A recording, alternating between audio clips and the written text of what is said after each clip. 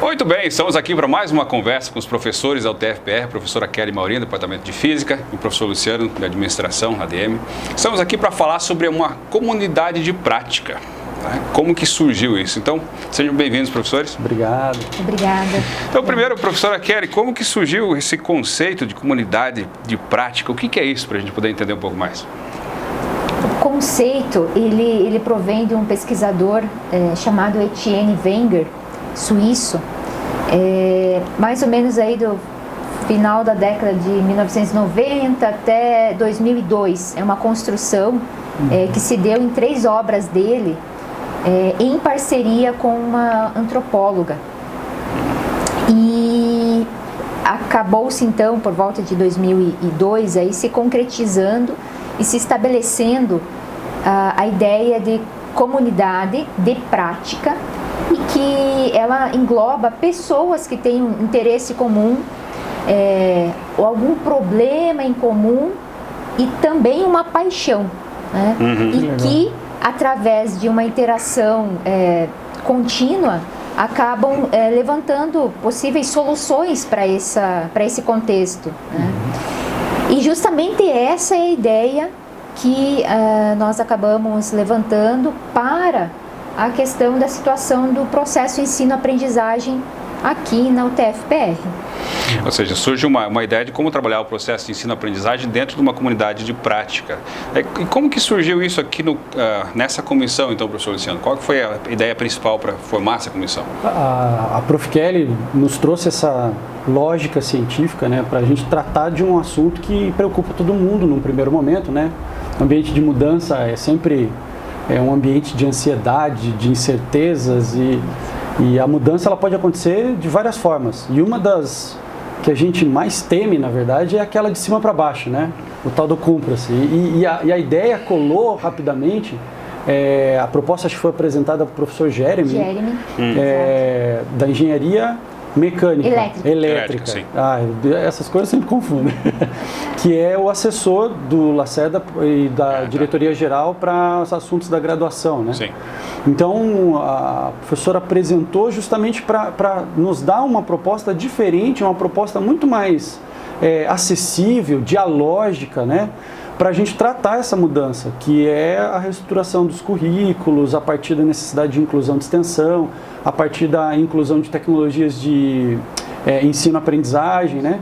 Então, caiu como uma luva para quem realmente prefere ter mais voz nesse momento de mudança. Eu acho que é um momento em que está todo mundo querendo, de alguma forma, pôr para fora as suas ansiedades, as suas angústias, e também ouvir e falar sobre as suas experiências positivas, porque teve muita experiência positiva durante o ano 2020, o ano 2021, que nós tivemos que repensar o nosso jeito de dar aula, né? Então, acho que o Jeremy daí nos convidou, né? O professor Leandro também está nessa, tá, gente? Não está sozinho, não. Então, o professor Leandro, a professora Kelly, eu e mais alguns professores foram convidados pelo Jeremy para formar esse núcleo e começar a discutir essas possibilidades. Eu acho que é uma das formas mais inteligentes, visto que a gente tem aqui 300 especialistas na área de ensino, né? É isso que eu ia comentar. Então, quem que pode fazer parte? Então, não é um clubinho fechado, né? Trazer essa formação mais orgânica. Ela existe uma estrutura, que é a comissão inicial, mas ela vai propor uma comunidade que vai envolver, provavelmente, todos os professores e quem quiser participar, né? Quem tiver interesse. Então, partindo, a nossa preocupação é termos uma base, né? Essa fundamentação teórica que nos apoie. E ao mesmo tempo que os docentes saiam daquele processo de solidão pedagógica. Exato. Que é o seu momento que fecha a porta da sala de aula e ele faz as suas estratégias, as suas aulas, e muitas vezes não compartilha isso. E tem muita coisa boa sendo produzida e que muitas vezes pode ser compartilhada, pode colaborar com outros colegas, pode ser feita uma adaptação em alguma estratégia que um colega utilizou, e isso enriquecer o processo de ensino-aprendizagem. E como bem colocado pelo Luciano, não é algo vindo de forma hierárquica, né? Ou impositiva, impositiva, né? É algo nosso, é uma criação nossa. Então, esse é o nosso anseio, em que os colegas percebam que não é nada vindo superior, mas é algo nosso, uma construção nossa, colaborativa, baseada no diálogo. Diferente de outras instituições onde, por exemplo, o diretor vai lá e se intromete na aula do professor, né? Ninguém quer fazer isso, né? Não é o objetivo de chegar lá e se meter na tua aula, mas o que você faz de bem, que deu certo, você pode compartilhar, ele pode usar também. Aí, de repente, eu tenho alguma coisa lá que eu use, que para mim já é costumeiro, eu posso compartilhar isso. Então, a comunidade vai fazer com que a gente tenha acesso a vários processos, a várias metodologias que vêm sendo desenvolvidas e que às vezes é inato. Então, aí que entra o conhecimento, né? Nesse sentido, a gestão do conhecimento, mas talvez seja um outro viés, não é, professor? Depende de como a gestão da UTFPR vai tocar, fomentar esse projeto. Aí sim, a gente pode ter aí aquilo que a professora estava falando antes, né? Da gente transformar um conhecimento tácito e isolado, individual, né? Em algo, de repente, comunitário, colaborativo, uma construção, né? E isso vai crescendo, gente. É que nem massa de pão, né? Então, é deixar fermentar para a coisa crescer e ganhar os diferentes cursos. Eu acho que vale salientar esse conhecimento tácito, que é um conhecimento que ele é construído da prática do docente ou de outra profissão, né? E muitas vezes aqui nossos colegas comentam que não tem uma formação pedagógica em sua graduação, em seu mestrado, doutorado. E é justamente esse conhecimento tácito que ele construiu através do seu tempo aí de docência, que ele não teve necessariamente uma formação específica para a docência, para a parte pedagógica, mas ele construiu na sua experiência. E é isso que é muito rico e muitas vezes não é estabelecida uma troca. Então a gente está agora em busca disso, né? Maravilha, então se interessou, se quer saber um pouco mais, então assista o nosso vídeo na íntegra. Você está indo aí? Então, maravilha. Então, vamos continuar a conversa.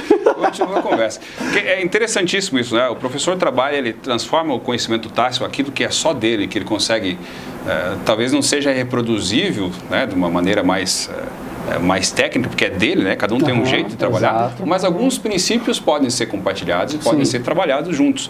Por isso que quando se falava do conhecimento, parece que ele não vai funcionar no mesmo sentido da gestão do conhecimento, que é uma coisa mais orgânica, é uma coisa mais, talvez... Fazer uma pergunta para você e de repente você pode... Não tem uma coisa chamada gênero e estilo literário? Sim. Eu acho que o gênero, ele é uma coisa assim que a gente consegue identificar padrões ou comunalidades. Aristóteles, né? Que inventou esses negócios aí, né? Começou a dividir lá, né? O que é isso, o que é aquilo, né?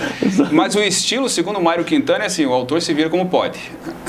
Então esse é o estilo, cada professor vai se virar como pode. Então, né? eu acho que a nossa discussão é muito mais em cima do gênero. Então, o que é hoje, né? A gente poder trazer o aluno como protagonista. Eu não sou muito fã dessa palavra, assim, eu acho que comercializaram demais essa palavra, mas a ideia por trás dela é muito interessante, né? Fazer com que o aluno ele realmente consiga refletir de forma autônoma, de forma deliberada sobre o processo dele, sobre o papel dele, e ele agir nesse papel, né?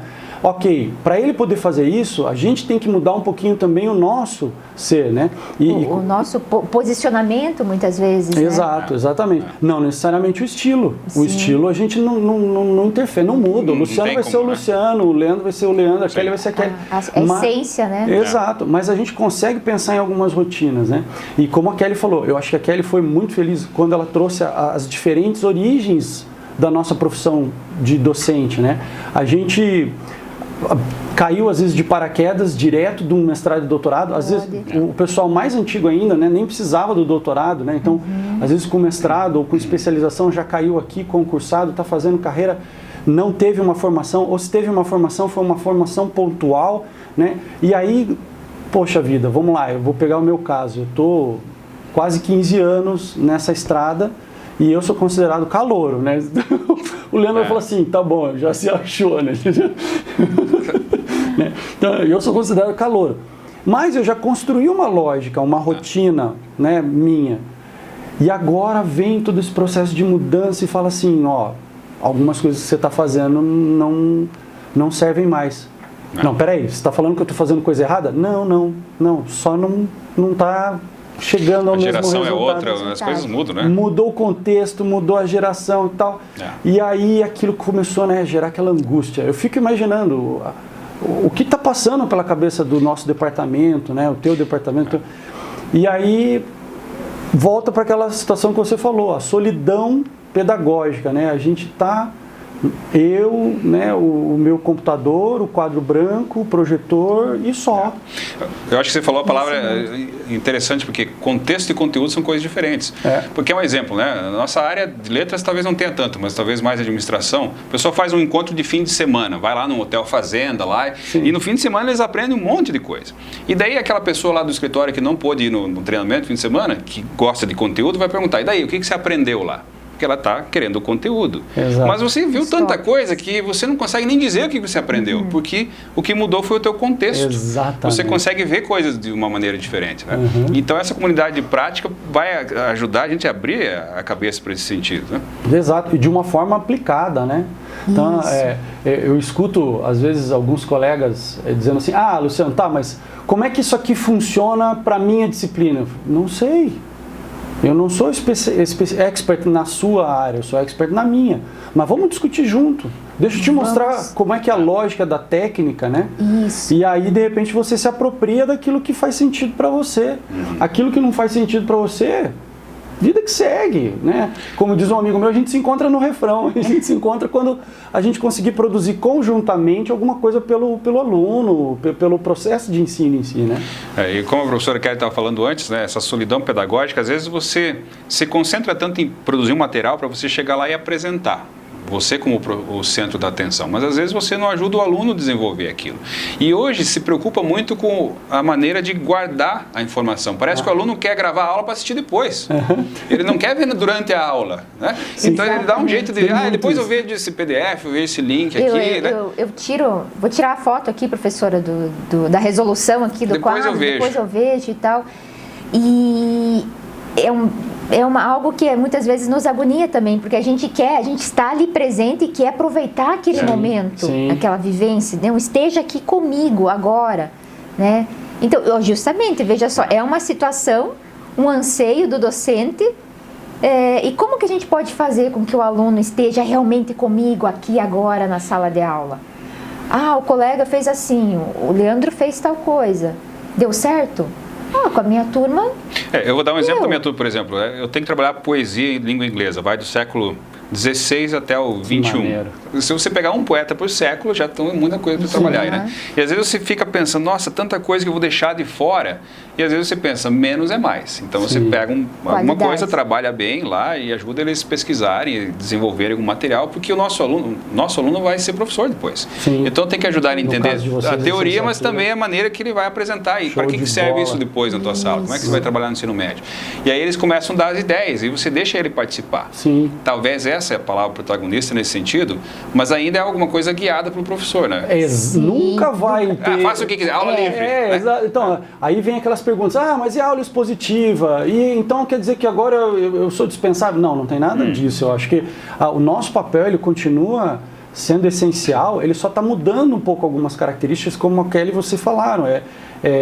Primeiro, a aula expositiva ela tem uma função legítima, importante, ela continua. Só que ela vai ter uma função específica.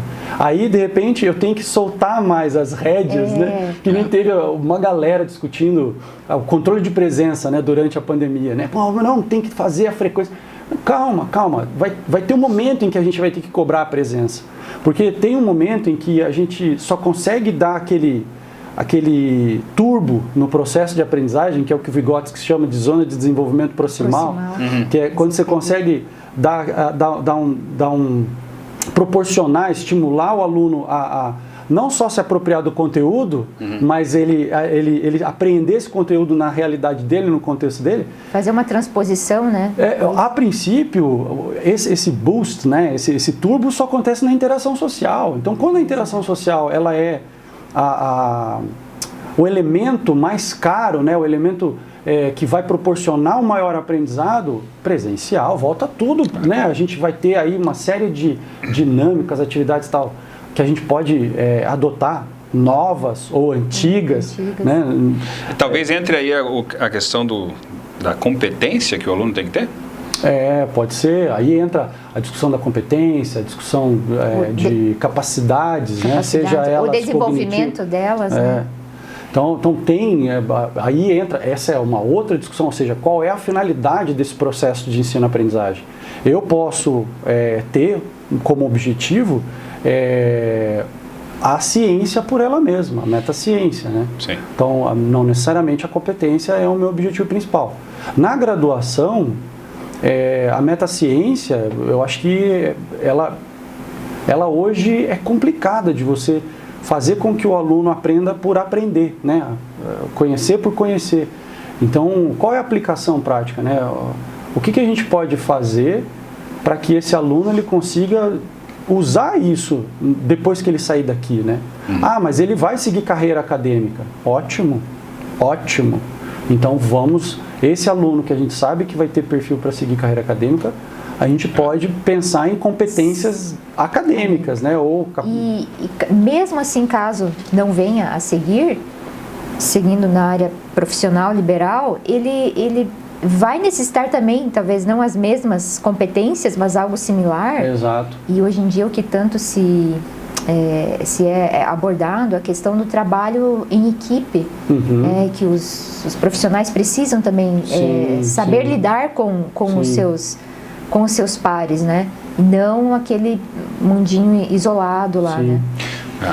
Eu acho que, sim. Perdão, Lê, só para fechar, independente da gente pensar numa competência ou no desenvolvimento do conhecimento per se, né? Eu acredito que o desafio que está por trás, que conecta essa discussão, que já não é mais só de metodologia, mas já é uma discussão mais de qual é o fim da educação, qual é a finalidade da educação, que é uma outra discussão, que a gente pode voltar para discutir só sobre isso, né? Que é a abordagem por competências que o Conselho Nacional de Educação está hoje priorizando tanto. Mas, independente disso, onde a comunidade de prática pode contribuir nesse sentido, né? A gente começa a mudar um pouco o foco, nós professores, a gente começa a mudar um pouco o foco de conteúdo, né? Voltando àquela discussão de conteúdo e contexto que você tinha falado, então a gente muda esse foco para resultados. Quais os resultados do processo de ensino-aprendizagem que eu preciso fomentar, que eu preciso estimular, que eu preciso, de alguma forma, instigar o aluno, né? Outro termo que está na moda agora, engajar, né? Eu acho que engajar é a palavra, porque talvez o engajamento comece por nós, professores. Né? Aí, pronto. Então, aí que está, a comunidade de prática está exemplo, aqui, né? E aí nós vamos propor algumas atividades rotineiras, aí talvez uma vez por mês, alguma coisa para que os professores comecem a se inteirar da situação e participar. Então, o que a gente vai promover já nos primeiros dias aí, professora Kelly? Temos em vista aí, né, nas nossas ações, oficinas presencial e também no formato remoto, né, virtual, sobre vários assuntos. Já faço propaganda aqui de início, Manda né? bala.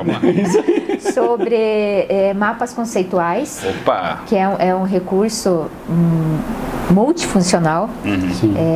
E a gente vai começar fazendo uma oficina sobre os mapas, né? Eu vou ofertar.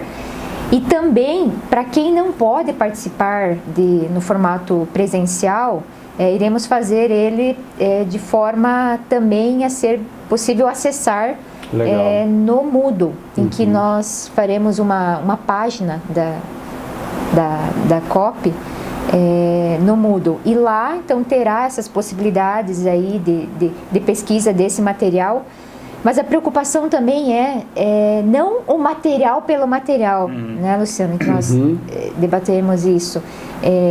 A ferramenta pela ferramenta em si, ela pode se tornar até pobre, digamos, né, no processo de ensino-aprendizagem. Então, ela tem que ter um certo embasamento teórico, pedagógico e de preferência com quem trabalhou em sala de aula, que podem já nos fornecer um feedback, né? De uma certa maneira, a página do Moodle vai concentrar todos esses materiais que a gente propõe. Mas o professor, de repente, está assistindo e pensa, mas eu vou ter que, então, disponibilizar um material meu para ficar nessa página? Como é que vai ser? Ou eu posso só dar minha opinião, conversar? Como é que ele participa dessa comunidade? Além das oficinas, que elas são mais focadas em ferramentas e técnicas mais específicas, né? Os professores vão ser convidados, a comunidade toda, né, vai ser convidada para participar de rodas de conversa. Essas rodas de conversa, aí sim, nessa oportunidade, os professores vão poder trocar experiência. Né? Isso tudo vai ser, às vezes, um convidado para trazer uma experiência externa, né, ou uma experiência de outro campus que está funcionando lá, que de repente a gente pode importar para cá. Ou, né, a gente realmente fazer uma troca de experiências mesmo, uma roda. Um estudo dirigido, vamos dizer assim. Isso, talvez com uma determinada temática, né, uma roda específica, daí os docentes e os colegas já sabem que assunto que será abordado, se é do seu interesse, vai lá e participa. E também, dentro da página lá do Moodle, haverá um espaço em que os colegas docentes também poderão compartilhar algo que tenham produzido, que considerem pertinente, indicação de livros, artigos, que a gente possa também futuramente ali fazer até uma roda de conversa sobre uma determinada obra. Volta ao conceito, é um grupo de pessoas que tem uma paixão em comum, que é o ensino e o aprendizado. E às vezes a questão é essa, né? Eu sou responsável pelo que ensino, mas talvez não pelo que eu aprenda, né? Quem aprende é o outro, né? E a gente às vezes acha que está, né, funcionando o processo e pode negociar nesse sentido. Mas assim, eu não cheguei a comentar com vocês antes, mas a questão das métricas, como é que entra nisso? O professor que quer fazer parte da comunidade, ele vai ter uma espécie de pontuação aí? O Jeremy não está aqui para dizer isso, né? Não está, né? Mas vamos provocar já a pergunta. Exatamente, Jeremy, hashtag fica dica, posta nos comentários do vídeo aí, como é que vai ser.